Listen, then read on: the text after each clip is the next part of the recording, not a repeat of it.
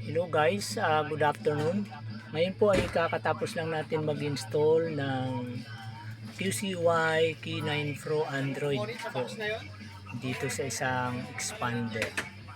So ito po ang ginawa natin, nasa loob po yung kanyang back camera kasi itong po ay pang grab gagamitin po. Ayan po, naka-front po tayo ngayon. Ayan naman po yung inside cam. So pag gusto po natin siyang naka-full, ito po, press lang po natin yan.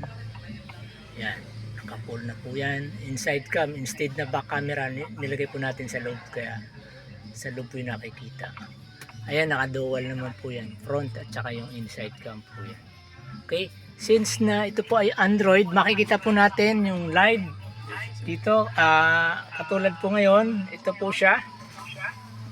Kung ano po yung nakikita ng camera, ay siya rin pong lalabas doon sa cellphone po ninyo kung gusto niyo pang i-track.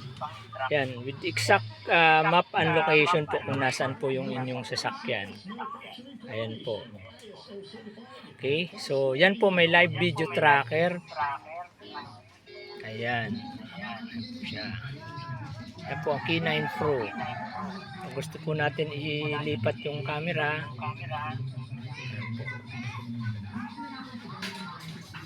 papalit po kung saan ang camera.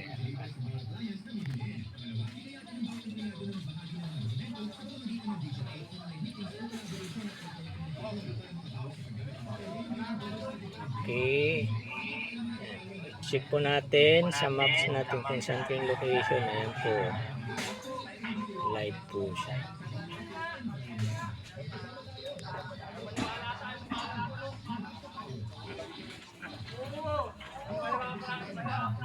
Ay, wala. Yun. Okay, yan po. Key9 Pro, may live video tracker. Ayan na po, nagpalit na ng camera.